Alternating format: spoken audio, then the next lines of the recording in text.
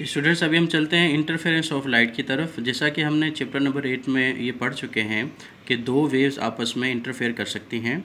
जैसा कि हमें पता है कि लाइट भी डुअल नेचर रखती है, यानी इसकी वेव नेचर भी है और पार्टिकल नेचर भी है।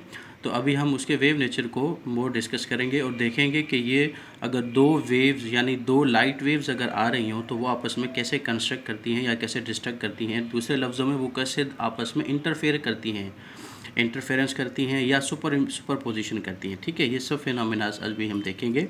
ठीक है। अच्छा, अभी इंटरफेरेंस होता क्या है कि जब दो वेव्स आपस में आके मिलती हैं और ऐसे तरीके से मिलें कि कभी उनका फेज़ जो है वो सेम होता है और कभी उनका फेज़ डिफरेंट होता है।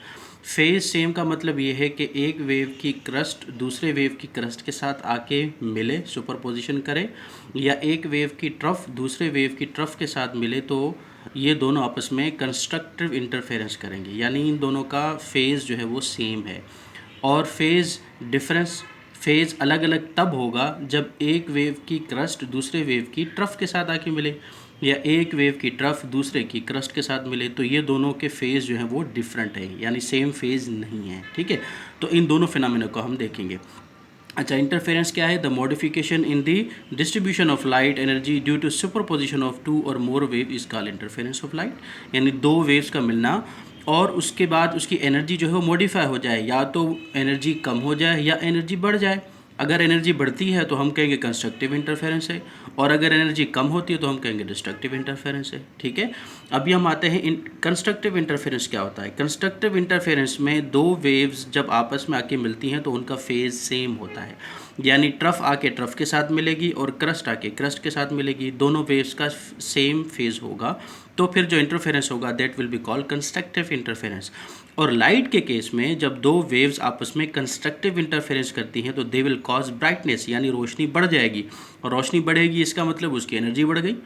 ठीक है, तो जब एनर्जी बढ़ेगी तो लाइटनेस आएगी, ज़्यादा लाइट होगी, उसको हम कहते हैं ब्राइटनेस। ठीक है, कंस्ट्रक्टिव इंटरफेरेंस में ये होगा कि दो वेव्स आपस में आके इस तरीके से मिलेंगी कि उनका फेज़ सेम नहीं होगा, यानी एक वेव की क्रस्ट और दूसरे वेव की ट्रफ ये दोनों आपस में आके मिलेंगी। तो जब दो आपस में मिलेंगी तो दोनों का फेज़ डिफरेंट है, तो क्या होगा कि एनर्जी डिक्रीज़ हो जाएगी, कम होगी, तो क्या होगा? Destructive interference. जब डिस्ट्रक्टिव इंटरफेरेंस होगा तो एनर्जी कम होगी, एनर्जी कम होने की वजह से रोशनी भी कम हो जाएगी, यानी डार्कनेस आ जाएगी। ठीक है, तो इस किस्म के इंटरफेरेंस को हम कहते हैं डिस्ट्रक्टिव इंटरफेरेंस, और this destructive interference causes darkness, ये अंधेरा करता है यानी रोशनी ख़त्म करता है। ठीक है, अच्छा, उसके बाद चलते हैं condition for interference of light, यानी लाइट की जो कंडीशंस हैं इंटरफेरेंस करने की वो क्या हैं। यानी देखिए, लाइट जो है उसकी वेवलेंथ बहुत छोटी होती है, यानी बहुत कम होती है, क्योंकि लाइट बहुत स्पीड के साथ मूव करती है, तो जो चीज़ जितनी स्पीड के साथ मूव करती है उसकी वेवलेंथ उतनी कम होती है। ठीक है, अच्छा, अब जब इसकी वेवलेंथ बहुत कम है तो दो लाइट्स का आपस में इंटरफेयर करना भी थोड़ा सा बहुत टिपिकल होता है, मुश्किल होता है। तो इसके लिए कुछ कंडीशंस हैं, उन कंडीशंस को देखते हुए जब हम उन कंडीशंस को सामने रखेंगे तब हमें पता चलेगा कि लाइट वाकई आपस में इंटरफेरेंस करती है। ठीक है, तो उसके लिए पहली बात तो ये है कि जो लाइट आप इंटरफेरेंस के लिए ले रहे हैं दैट शुड बी मोनोक्रोमेटिक। ठीक है, मोनोक्रोमेटिक वो लाइट होती है कि जिसकी फ्रीक्वेंसी सेम हो, यानी एक लाइट की अगर फ्रीक्वेंसी फॉर एग्जांपल अगर 12 हर्ट्ज़ है तो दूसरी जो फ्रीक्वेंसी की लाइट है, लाइट की जो फ्रीक्वेंसी है दैट शुड बी 12। ठीक है, तो दोनों की फ्रीक्वेंसी सेम हो, that is called monochromatic light. ठीक है, अच्छा, उसके बाद लाइट जो है, जो दोनों लाइट्स आ रही हैं दे शुड बी कोहेरेंट, दोनों कोहेरेंट हो। कोहेरेंट का मतलब ये होता है कि वो दोनों एक ही सोर्स से निकली हुई हों। जैसे फॉर एग्जांपल हमारा कमरा है, अगर हम जहाँ पे हम बैठे हैं उसमें हम दो छोटे से सुराख कर देते हैं। ठीक है, अब उन दो छोटे से सुराख में से जो लाइट आएगी वो रोशनी होगी सूरज की।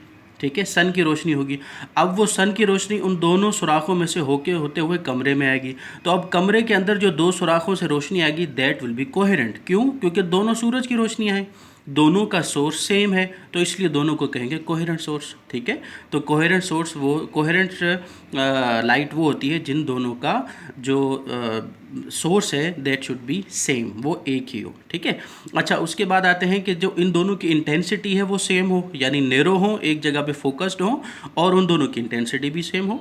ठीक है, अच्छा, उसके बाद हमें ये भी पता है कि जैसे हमने पिछले लेक्चर में पढ़ा कि जब हम वेव फ्रंट को डिस्कस कर रहे थे तो वो हमने ये पढ़ा था कि एक वेव फ्रंट से दूसरे वेव फ्रंट तक जो डिस्टेंस था वो बराबर था एक लेमडा के। जैसे हमने देखिए ये पढ़ा था कि ये एक लेमडा है, ये एक वेव फ्रंट है और ये दूसरा वेव फ्रंट है, इन दोनों के दरमियान जो डिस्टेंस है that is equal to 1 lambda. ठीक है, यानी दोनों के डिफरेंस जो है वो है 1 लेमडा।